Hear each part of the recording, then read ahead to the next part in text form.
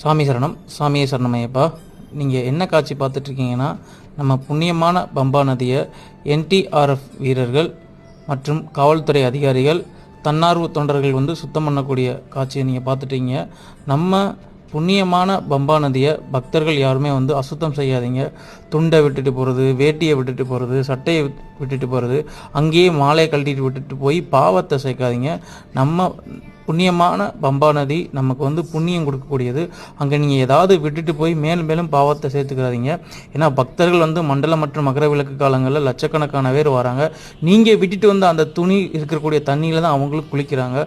Soap, சீயக்காய், சாம்பு போன்ற இதை பயன்படுத்தாதீங்க. நீங்கள் பயன்படுத்த அது மற்ற பக்தர்களுக்கு தீங்கு விளைவிக்கும்.